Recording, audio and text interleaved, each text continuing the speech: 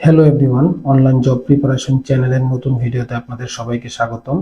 আমাদের আজকের আলোচ্য বিষয় বাংলাদেশের রাজধানী। তাহলে শুরু করা যাক ভিডিওর মূল পর্ব। এখানে যে মানচিত্রটা রয়েছে সেটা হলো ঢাকা জেলার মানচিত্র। এই ঢাকা জেলার চারপাশে যে সকল জেলা রয়েছে সেগুলো হলো, ঢাকা জেলার এই অংশ জুড়ে রয়েছে টাঙ্গাইল জেলা এবং এই অংশ জুড়ে রয়েছে গাজীপুর জেলা। অন্যদিকে এই অংশ জুড়ে রয়েছে নারায়ণগঞ্জ জেলা এবং এই অংশ জুড়ে রয়েছে মুন্সিগঞ্জ জেলা। ঢাকা জেলার এই দিকটাতে রয়েছে ফরিদপুর জেলা এবং এই দিকটা সম্পূর্ণ অংশ জুড়ে রয়েছে মানিকগঞ্জ জেলা। তাহলে প্রশ্ন যদি আসে ঢাকা জেলার পার্শ্ববর্তী জেলা কোনটি, তাহলে সহজেই উত্তর করা যাবে। আমাদের আজকের আলোচ্য বিষয় ছিল বাংলাদেশের রাজধানী। বাংলাদেশের রাজধানীর নাম ঢাকা। বাংলাদেশের সংবিধানের 5-1 অনুচ্ছেদ অনুযায়ী প্রজাতন্ত্রের রাজধানী হবে ঢাকা। ভৌগোলিকভাবে ঢাকা বাংলাদেশের মধ্যভাগে এবং বুড়িগঙ্গা নদীর তীরে অবস্থিত এই শহরটি একটি মেগা সিটি। মুঘল সম্রাট জাহাঙ্গীরের নাম অনুসারে ঢাকার পূর্ব নাম ছিল জাহাঙ্গীরনগর। এই ঢাকা শহরটি মসজিদের শহর নামে পরিচিত, সেই সাথে রিকশার নগরীও বলা হয়। ব্রিটিশ আমল থেকে ঢাকার ইংরেজি বানান DACCA এভাবে লেখা হতো।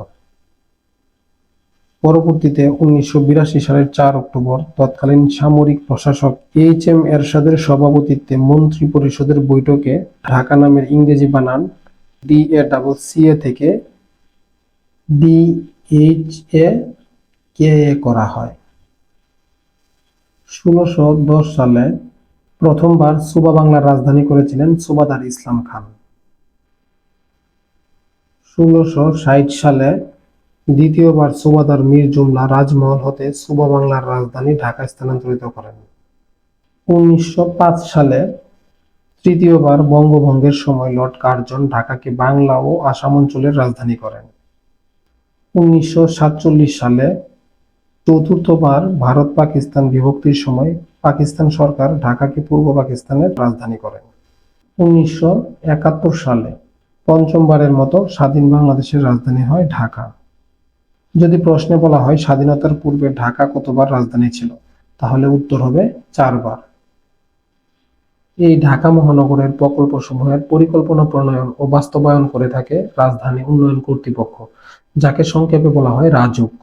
এই রাজুকের পূর্ব নাম ছিল ঢাকা ইমপ্রুভমেন্ট ট্রাস্ট, যাকে সংক্ষেপে বলা হয় DIT। এই DIT 1959 সালে প্রথম ঢাকা শহর সম্পর্কে পরিকল্পনা প্রণয়ন করে।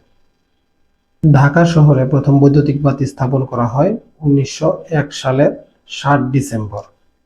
ঢাকা শহরে বৈদ্যুতিক বাতি স্থাপনের ক্ষেত্রে অবদান রাখেন তৎকালীন ঢাকার নবাব খাজা আহসানুল্লাহ।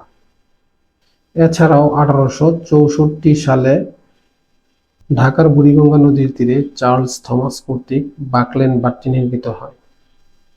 এই হলো আমাদের আজকের বিষয় নিয়ে সংক্ষিপ্ত আলোচনা। দেখা হবে পরবর্তী ভিডিওতে। সবাই ভালো থাকবেন, সুস্থ থাকবেন। ধন্যবাদ।